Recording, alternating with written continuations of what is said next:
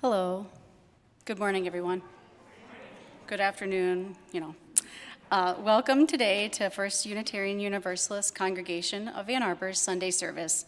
My name is Arika Lycan. My pronouns are they, them, and I serve the community in several capacities, including co-leading the Racial Justice ARC, the Leadership Development Team, the Shared Ministries team, and as a member of the Lay Leaders Worship Program. I'm so pleased today to be offering the welcome. Whether you may be joining us here today in person, virtually from elsewhere in our state or beyond, we bid you warm greetings as we enter into this time of being in community together.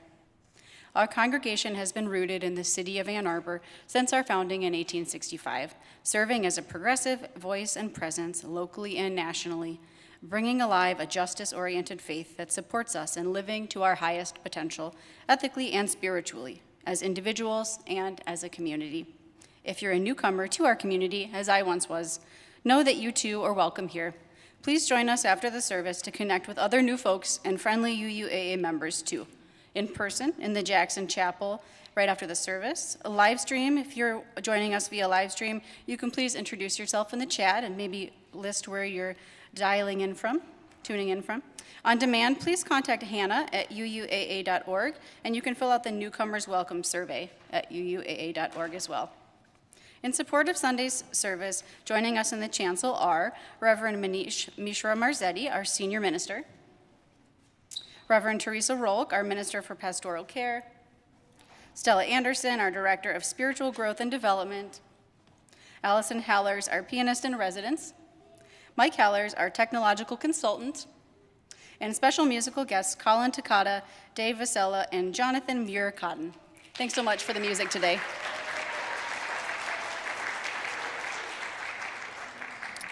I'd also like to take a moment to share with you an important announcement.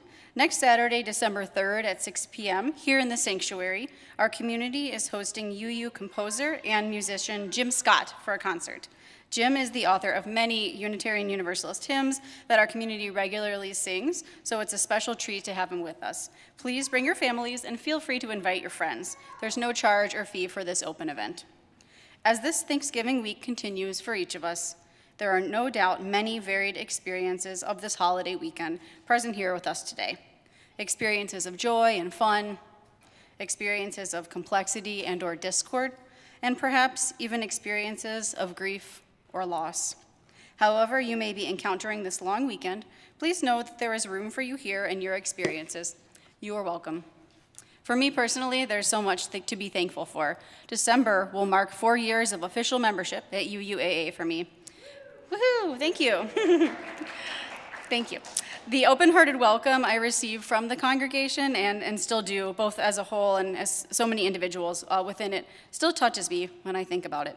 My presence up here is a testament to the importance of visibility, inclusion, representation, and radical welcome. When I first came to UUAA back in 2016, I was what you might call a lurker. I sat in the way back chairs, which are good seats there, swaying along to the music and relishing the words that were spoken. I thought I'd come, get some spiritual affirmation, and then slip out the back door. I didn't want to ask too much of anyone, and I didn't know anybody. Several people greeted me directly. They came to sit by me, they chatted me up, made me feel the way we all want to feel deep down, seen, acknowledged, and special. When I officially signed the book, as we say, in 2018, I was a new, tired parent of a young child. Still tired, that's still true. I was a Jewish person who maybe didn't quite fit with Judaism, and I was a queer person who had yet to come out to themselves, much less to anyone else. Joining a congregation with LGBTQ leaders at the helm was affirming in a deep, powerful way that I will always be grateful for. In my lived experience, UUAA really is something special. We are collectively working to understand, to empathize, and to learn from each other. This work of community making is imperfect. It's hard, it can be uncomfortable, and even painful at times. But we continue to dig deeper in our search for truth, meaning, and love. I know love, welcome, and support will always live here as long as we continue to stoke its fire. This is one of many reasons why UUAA holds a central place in my heart and in my life, and I hope that it might for you as well if it doesn't already. Now, as we move more deeply in our time together this Sunday, I invite us to continue holding a place of grounding and centering in our hearts as we explore this Sunday's theme of navigating the personal and interpersonal complexities of this holiday season. We are gathered for worship. Thank you.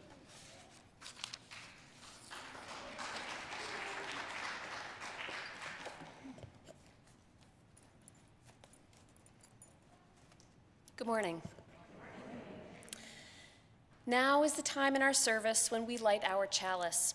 It reminds us that we are not alone, that there are Unitarian Universalists all over the world engaging in this beautiful shared practice. Especially this time of year, when many of us are navigating complex relationships, it can be such a comfort to know that there are people all over the world holding us in their hearts as they light their own chalices. We are truly a global community seeking peace, justice, and love together. This morning, I am delighted to invite Reese and April to the chancel to help us light our chalice. For our members and friends and guests joining us remotely, I invite you to light a chalice of your own and share with us your location in the chat, or you can simply type chalice lit, that we may be together, if not in body, then in spirit. Together let us say, we light this chalice for the light of truth. We light this chalice for the warmth of love. We light this chalice for the energy of action. We light this chalice for the harmony of peace. Thank you, Reese. Thank you, April. Another way that we begin our time together is by reciting the words of our covenant. As UUs, we are not bound by a single creed, but by the promises that we make to one another about how we will be together as a faith community of seekers committed to transformative love and justice. So, whether you're joining us for the first time or you have these words memorized, please join me as we say together, the spirit of this church is love, and service is its law. This is our covenant with each other, to dwell together in peace, to search for truth in love, and to help one another. Thank you.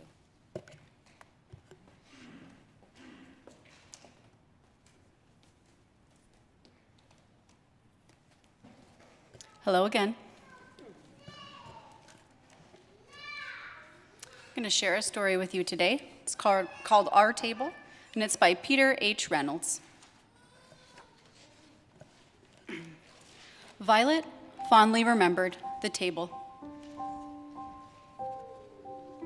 She remembered gathering food, preparing the table, cooking meals, lighting candles. So many stories. Laughter, singing, celebration, sharing, making memories together. Recently, though, Violet found herself alone at the table. Her family had become busy, very busy. They had found new places to be. Violet found her father in his favorite chair, in front of the big screen, bigger than Violet. She found her mother on the staircase, chatting silently on her phone. Violet found her brother in his room, playing games with friends she could not see.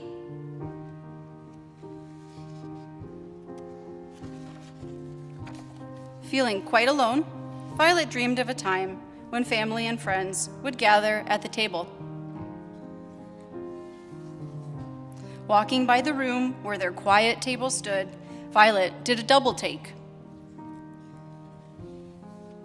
She noticed something had changed. Their table was smaller.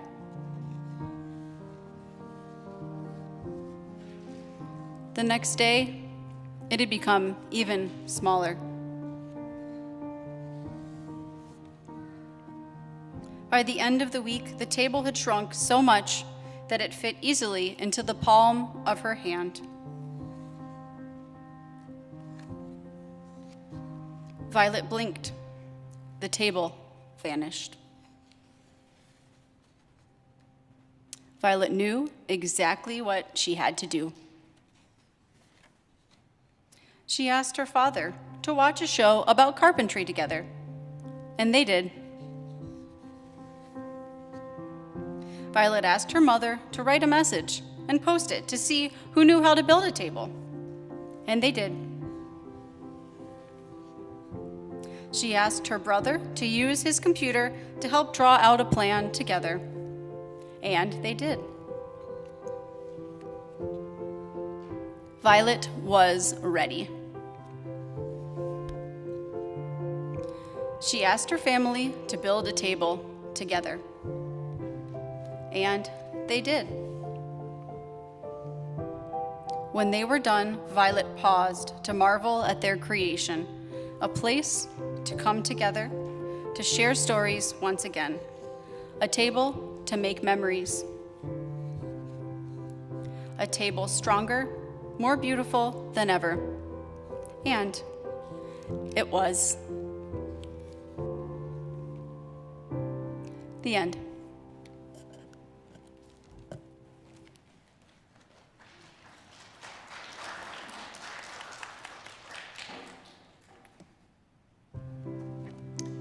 Now is the time in our service when we sing our children to their programs. Kindergarten through fifth graders are invited to follow Stella down to the main hallway where they're going to decorate the Alpha House giving tree, and then head to the Potter Room for some games. Caregivers, you are welcome to stay here or go along with them as we sing them out to their programs. Where you go, I will go, beloved. Where you go, I will go.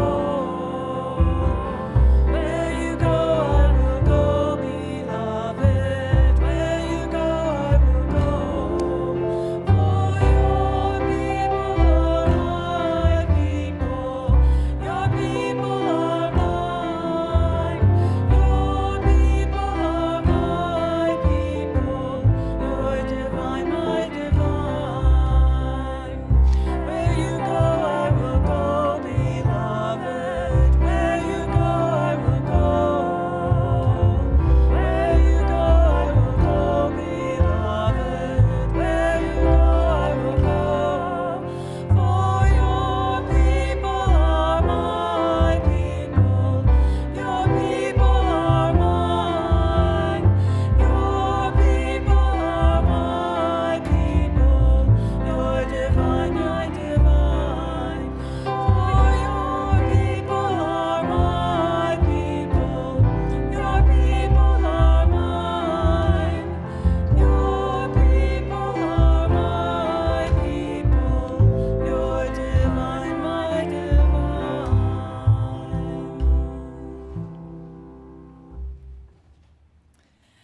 One of the things the kids did last Sunday in the children's chapel time was to create ornaments to decorate the giving tree. That's what they're doing right now, which means December is upon us.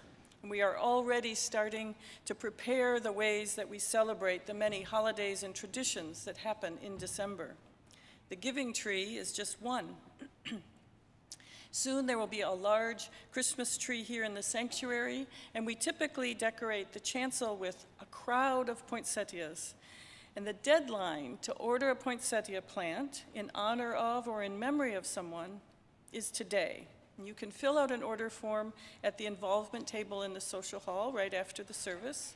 Or if you're joining us virtually, you can find a link to the order form in the recent e-news or contact Hannah at UUAA.org. Our service opened with music from our guest musicians playing the tune Autumn Leaves. What a joy it is to have a live jazz ensemble here in the sanctuary. Thank you for making that trip and being with us.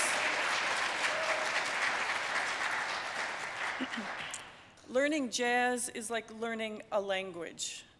You might have learned it because you grew up surrounded by it, and it's your first musical language.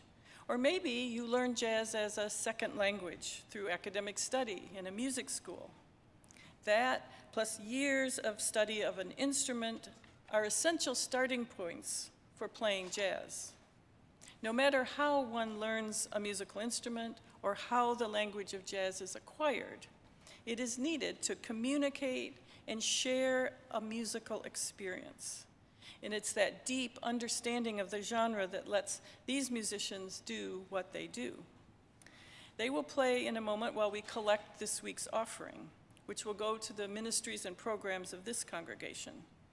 You have heard over the past couple months the reasons why your offerings and pledges matter so much. Your gift of any size makes a difference. Your contributions determine what the future of UUAA will look like. You may give online by texting 73256 to UUAA or adding cash or checks to the basket as they come by. And please know, if you are visiting or new to us, your gift is your presence with us. So I invite the ushers to now come forward as today's offering is gratefully given and received while you listen to Mercy, Mercy, Mercy by Cannonball Adderley and Joe Zawinul.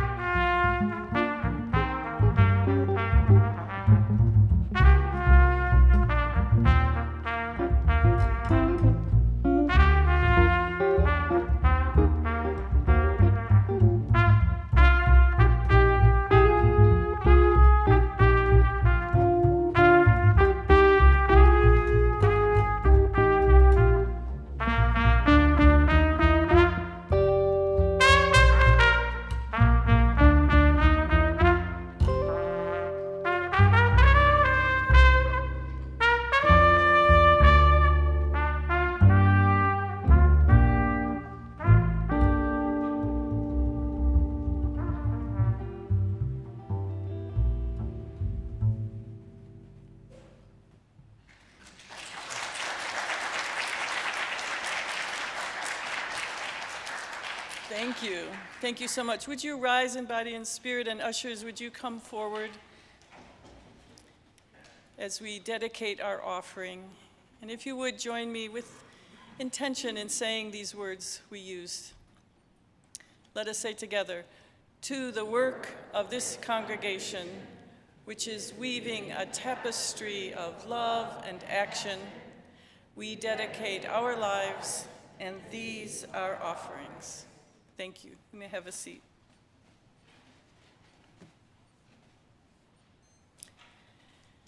If you would now join me and our guest musicians in a time for a musical meditation. I often invite silence as we start the meditation, and some of you are already shifting your bodies to get settled into a space for a time of centering. Today, the silence is just the starting point. I'm going to invite you to give your unmixed attention to the sounds that will surround you in a moment. You can listen, you can watch, you can have your eyes open or shut, you could move around, whatever is comfortable for you. Now, some of you may be familiar with a piece written in 1930 by George Gershwin called I Got Rhythm. Band, would you play a little bit of that to give us a reminder?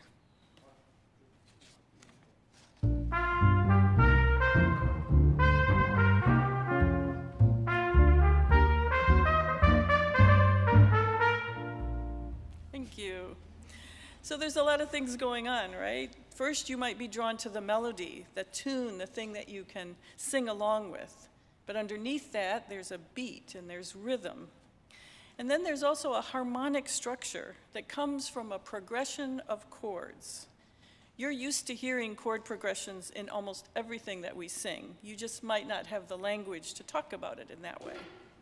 Now, Gershwin's chord progression in that piece became really popular with later jazz musicians who borrowed it and often adapted that structure as a harmonic framework over which they could improvise their own melodies. This became known as rhythm changes. The title is acknowledging Gershwin's original piece. So today, for our meditation, the band will play some rhythm changes. The melody and interpretation as it happens today, right now, is unique. They will improvise over this set harmonic structure. You may want to focus your listening to see if you are hearing similarities with Gershwin, or you may want to travel along with the improvised lines as new melodies unfold. But you also have permission to just be in this musical space for a few moments and let the music surround you and engage with your heart.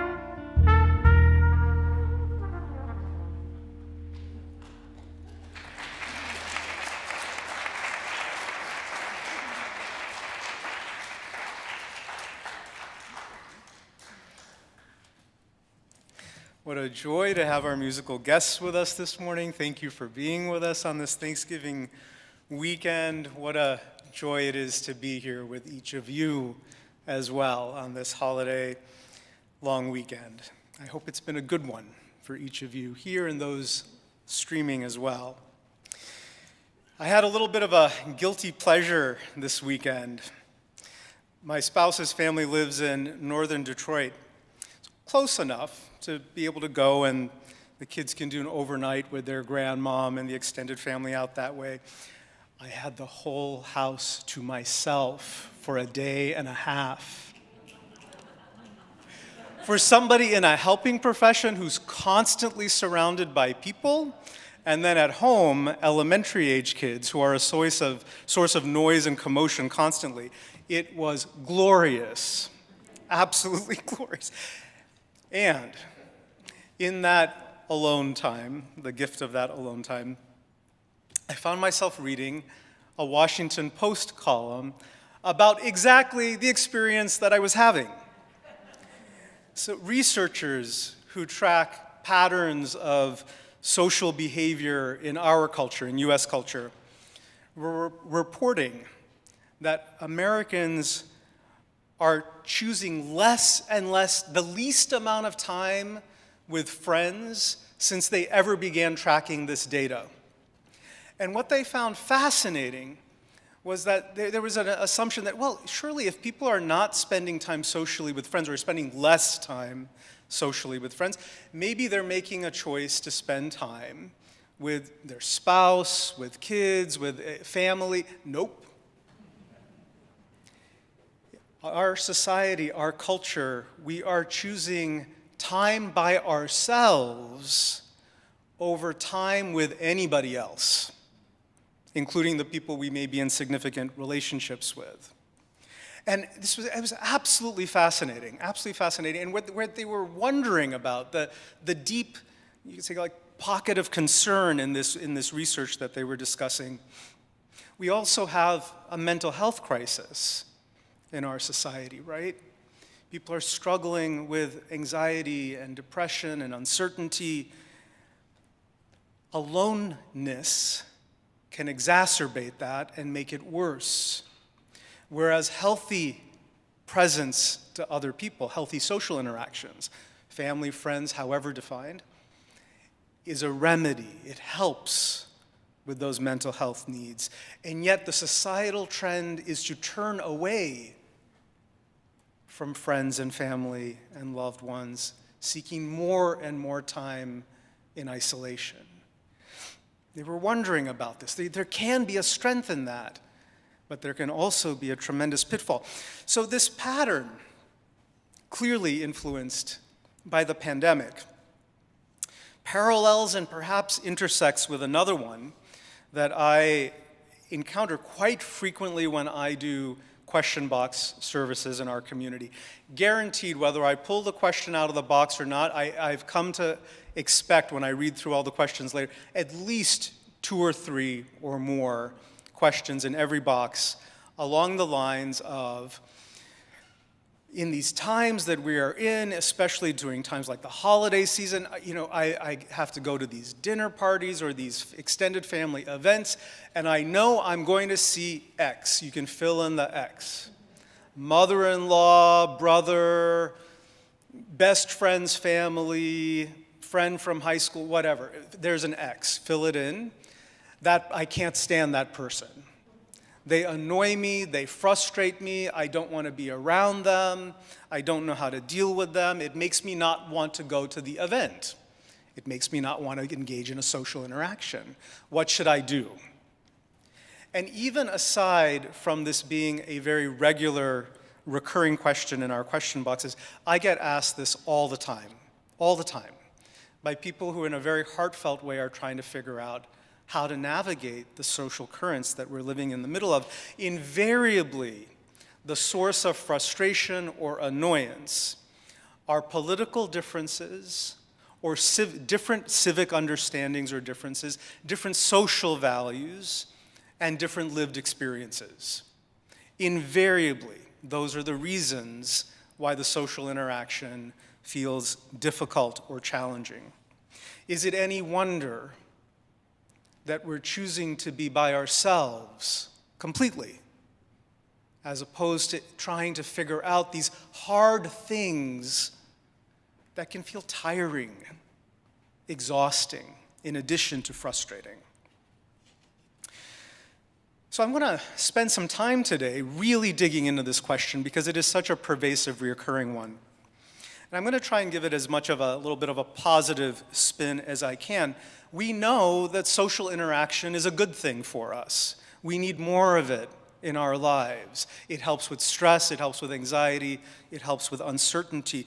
So how can we, in a good way, in a healthy way, recommit and keep committing to being with other people, even though it can feel hard or annoying or exasperating? And as we dig into this a little bit today, I'm going to use jazz, which is our through line, the music that has graced this service in such a beautiful way. I'm going to use jazz as a metaphor and invite you to kind of follow me along in that metaphor. Now, I have known very little about jazz prior to the pandemic. And then with all that forced time indoors and being inside in the house, I got tired of listening to the same old music that was very familiar to me. So I thought, I want to expand what I'm open to and what I know. And so I started listening to jazz. Of course, there's many easy on-ramps for that. A lot of the jazz kind of standard bearers are very well-known musical pieces. And so there were easy on-ramps. And then as I got to know the genre a little bit, I started reading up about the history and some of the bigger figures in the jazz movement. I am quite confident that there are people here who could give a master class on jazz and do a much more in-depth job than I can. I am a novice. But nonetheless, I invite you with grace in your hearts to follow along the little bit that I can share as somebody who loves the genre as a novice. So one of the basic things in any musical art form, and it's not only about music, but you master the basics first. That's the starting point, right? So any musician, you're practicing scales and very set pieces over and over again for the purposes of mastery. One of the things my boxing coach likes to say, because this is very similar, you could talk about so many fields where this is a standard approach. Every boxing coaching session, you start out with the same punches over and over again, the same exact moves.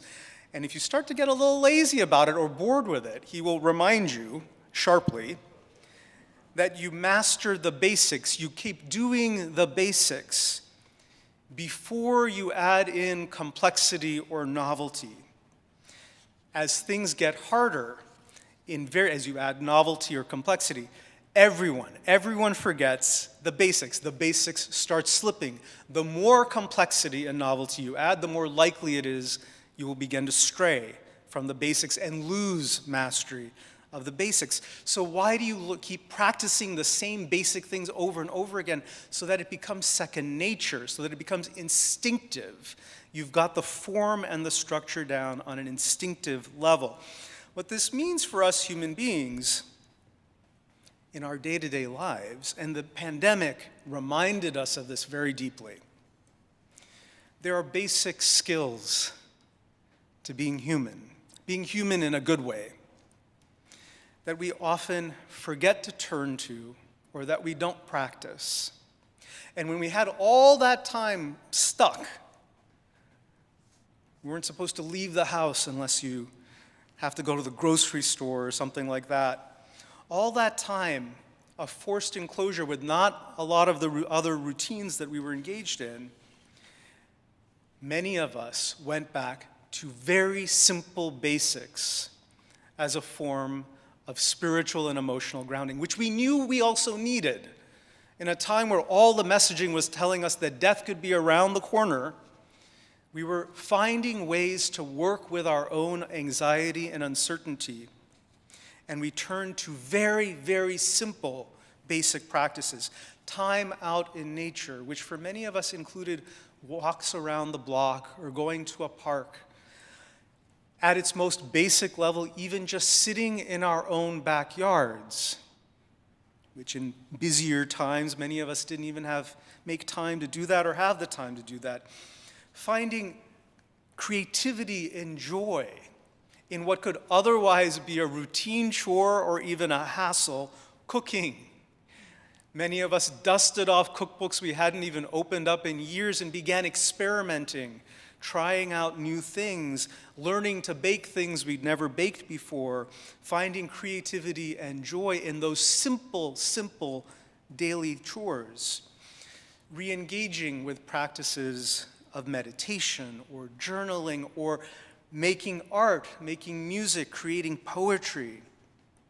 Many of us turning to board games with whoever happened to be stuck with us. And for those that were more alone, some folks turned to online versions of games and board games. Calling or Zooming with friends near and far, people that in some cases that you hadn't talked to in years, reconnecting with those individuals that have been important to us. Some of us did all of these things that I've just mentioned and more. And these were very, very simple, basic practices that in the midst of fear and uncertainty helped us have a sense of grounding in ourselves. Now, you think about the frame before the pandemic struck us, which is now returning a bit. Relaxation and letting go of stress meant something grand. We're going to hop on a plane and go down to the Caribbean, or I'm going to go on this retreat and hike 10 miles up to the top of a mountain and then camp at the top of the mountain. None of those things were possible. And so what we discovered, or were reminded of, is that the things we can turn to for grounding are not complex or far away. They're simple. They're very simple and they're close by, always. And so the mastery of these things, these very basic things, are what help us be good human beings.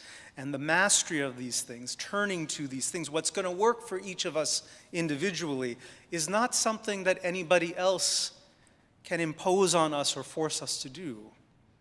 It's something we must practice on our own. Make routine, make instinctive, make habitual. When we find that sense of mastery of the basics, some understanding of what it is we need for ourselves in order to excel, either at our chosen task, a calling, a passion, or even just life, day-to-day life. Then add in the first layer of complexity, which is that most meaningful things we might want to do involve other people. Therein comes some of the immediate challenge. How do you find melody? How do you find harmony with others? In the case of jazz, with other musicians, but in our day-to-day lives, with anyone, really. In our workplace, with your families, in community. How do we find melody and how do we find harmony? And the moment you add in that complexity of other human beings, who are obviously going to be different because each of us is different from one another, the moment you add in that complexity, we are pushed, we are driven towards a choice. Are you going to have an experience of, in fact, harmony, making something beautiful together, music that's resonant, or is it going to be an experience of dissonance, of the differences becoming grating and annoying and a cause for separation? Whenever we encounter others and we're trying to do something that has meaning and value, this is the choice we are faced with. Are we going to find our way to harmony, or are we going to live into dissonance? Imagine two people who both love jazz, deeply love jazz, completely committed to the art and artistry of that, but their styles, their approach to the thing they both love is very different. What's going to happen? There's a couple of predictable things that could happen. They could decide that they absolutely can't stand one another.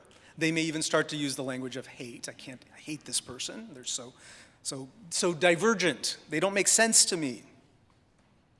And they're not going to play together anymore. Or, what's the other option? You find your way to complementarity. And this is what I absolutely love about the Time for All Ages, the children's story that we heard just a little while earlier. It's a gorgeous story. Imagine that little girl walking through that house. One room, the mom's in one room, dad's in one room, the siblings in a different space, each completely absorbed with their personal passion, with whatever that personal interest is. Now, the first time I read through that story, I was imagining, if it was that little girl, I'd be really annoyed. I'd have a few choice things to say to all the people in the household. That's not what she does. She doesn't get angry and external, like, you're all living off in La La Land in your own little universes, and here I am, the youngest child in the household. She doesn't say any of those things. She finds the other people's strengths, the family members' strengths, and she invites them to leverage those strengths in service to the family, in service to building something meaningful together. The differences could have been a cause of separation, and in this particular story, they're not. The differences are leveraged for the sake of beauty, of coming back together in a rich and meaningful way. What is true in that particular instance, in that children's story, is true for each of us in our workplaces, in our family lives, with our friends. We're constantly encountering divergence and difference that is either going to push us apart, or we can learn and step into a practice. It is a practice that we can return to over and over again of choosing to see the differences as strengths, complementarities that can enhance each other. Now, I'm not talking about trying to become best friends with somebody abusive or manipulative or dishonest or bullying in our lives. I'm very aware that we are living in a time where those types of unhealthy individuals have been encouraged to externalize those kinds of behaviors and even live into those unhealthy behaviors to the fullest degrees possible. I am not talking about finding a way to become best friends with those kinds of people. And yet, in our time, it has become common and even acceptable to not even try to be civil, to be human with others, simply because it is effortful as opposed to effortless. Because some human connections require a little bit of effort and work, maybe even more than a little bit. It has become culturally acceptable to simply not try, to discard people, because some presencing of ourselves might require a little bit of us.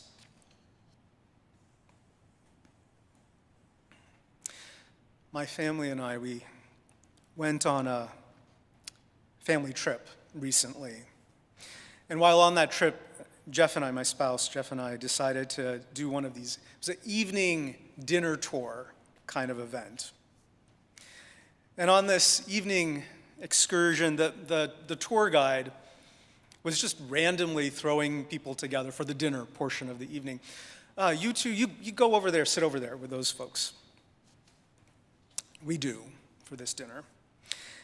It becomes exceptionally clear within like a minute, if even that on one side of the table you've got an interracial gay couple from Ann Arbor. All of that means a lot. And on the opposite side of the table was a couple from rural Ohio. I don't need to say much more than that. It's very apparent what was happening at that dinner table. And my mind began spinning. Like, I'm on vacation. Son of a gun, really? There's another couple over there. They look lovely. How do I get us over there? Is it too late? It's too late. Then I started complaining to myself, gosh darn it, the whole evening's ruined. Got to be stuck with this now. Once I got over that, they were not looking to have a fight or an argument with us, fully cognizant of all the differences that we were present to, and neither were we. We weren't looking to have a fight with them either. It was a perfectly lovely dinner. They were nice people, and we probably vote differently. I'm very sure about that. And there's a lot we wouldn't agree about. And we chose not to get into it. We chose to be kind to one another. We chose to be present to one another. We chose civility. We found common ground. We talked about parenting and having kids. We talked about hobbies. We talked about our respective trips. We found things in common that were not the differences. So for those of us that are my age or older, this used to be the social norm. I know you all remember that if you're as old as me or older. This used to be normal, not just normal, kind of expected. That when you meet people different than you, you extend this graciousness. We extend graciousness to one another. The beauty of that graciousness is that it allows us to have space and give others enough space to be who they are in their own experience of themselves and their life journey. We don't try to impose anything on them. It's in that spaciousness and the grace of allowing it that we can find the harmony of music. That's what band members have to do when they come together. They create a graciousness and spaciousness for one another so that each other's gifts can shine. Now, beyond the mastery of the basics, beyond coming together as diverse and different humans for the sake of harmony as opposed to poking at the different dissonance, at the differences, jazz has another third major element, which is improvisation. Now, this is a beautiful thing. For those of you who know jazz or have been to a jazz concert, improvising is at the heart of jazz, and it's from a place of mastery, having mastered the basics, coming together as a group, learning how to create the space for one another's gifts. Then, only then, you break the form. You break the form and go beyond the form to create something that's never been created before, something unique. It's a collaborative endeavor, and if you've been to a jazz concert, by the way, it's not everybody improvising all at once. It's usually the conductor, the head of the band will say, and in this next set that we're going to do, pay attention to so-and-so as they're going to share some of their gifts with us. I have Wynton Marsalis, if you've ever been to the U of M jazz concert, I have his voice in my head right now, because that's what he typically does. So it's not a free-for-all. It's not everybody improvising at the same time. The other members of the group are holding the framework. They're holding the structure as one innovates and experiments and goes beyond the structure to create something brand new. Now, what does that require? What is needed in order to do that? There's experimentation. So there's trial and error. By definition, when you're in the realm of trial and error, not everything is brilliant. Some things are going to resonate and be fantastic. Others, okay or didn't work, right? Whenever you're in the realm of trial and error, that's going to happen. You are being creative, however, and that creativity and experimentation has an absolutely essential ingredient. It cannot occur without this ingredient. What would you guess that it is? Trust. Trust. Trust in the people around you, in in this case, your band members. Nobody wants to step out on a limb and take risks, experiment, create, if they're going to get yelled at on the other side of it for the handful of times when it landed flat or didn't work or was just okay. Nobody innovates in the absence of support and trust. These are, by the way, I hope you're following me, the very thinly disguised needs of our time that we live in.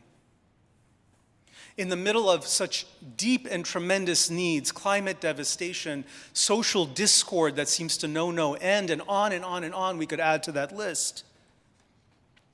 If we were individually or even just collectively as Unitarian Universalists, if we were going to solve it all we would have by ourselves, we would have already. Clearly we haven't.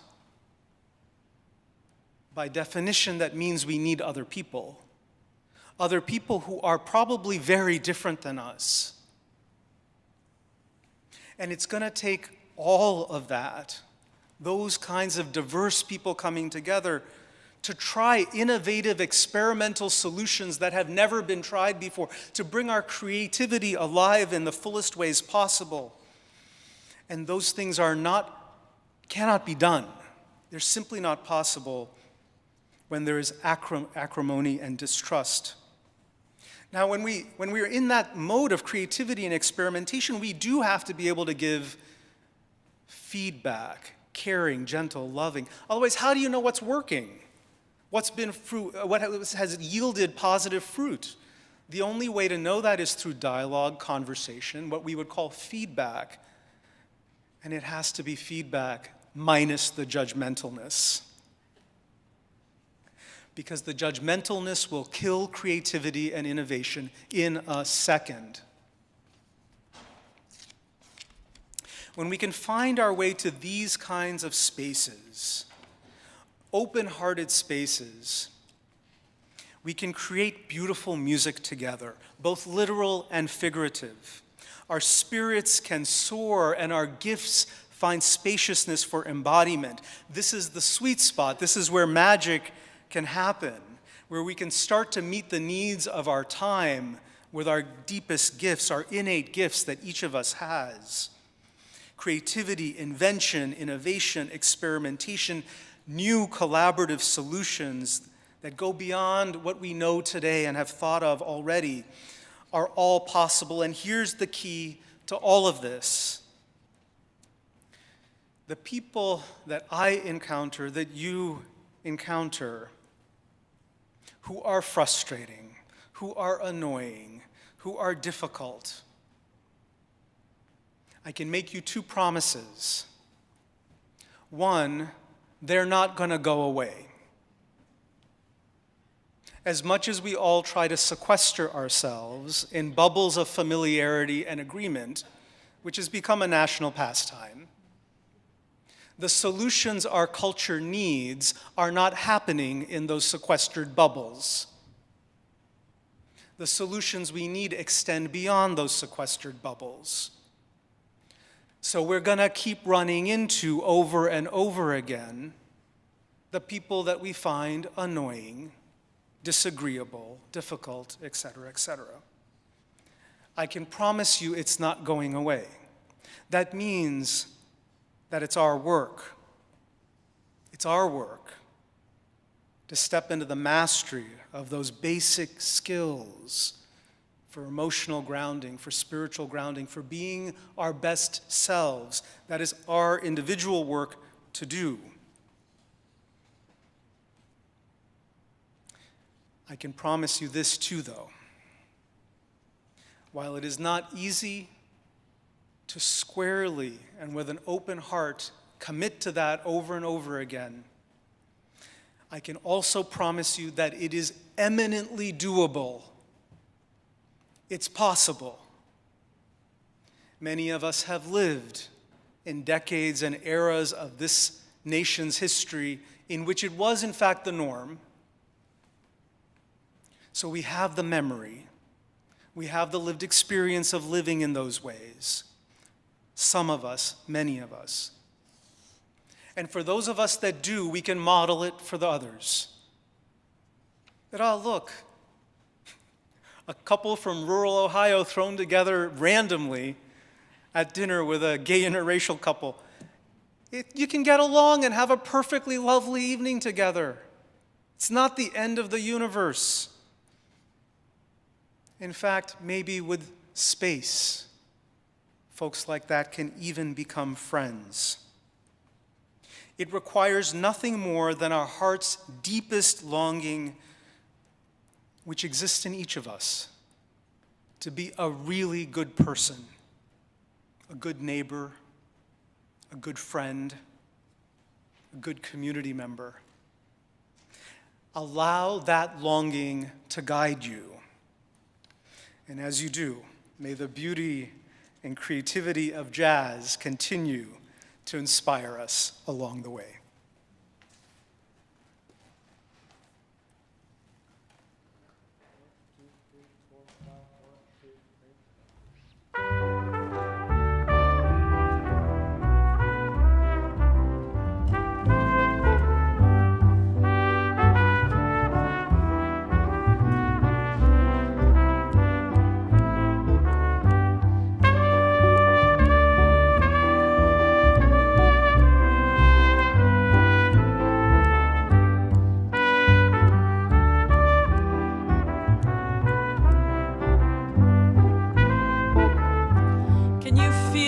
Rhythm, can you feel it? Make it present in your body somehow. Tap your toes, tap your arms, snap your fingers, and if you would, rise in body or spirit to join in our final hymn. It's 1050 in the teal hymnal. You have all the parts you need. There's only one word. It's Alleluia. You've got the band, you've got the rhythm, you've got the melody that's about to come. So sing along. Sing any part, improvise if you feel brave. You're in a safe space, a musical container right here to try it out. So let's sing together.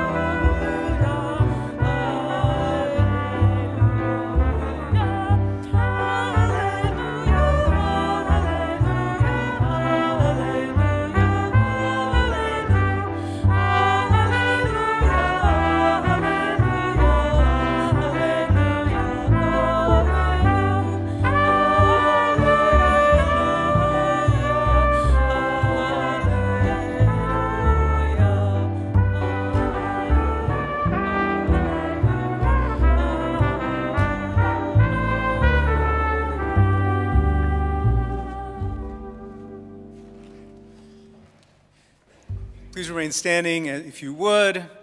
Take a moment to just look around this sanctuary. Take a moment, if you would. Those cameras are right under that TV. Wave to all the folks streaming with us.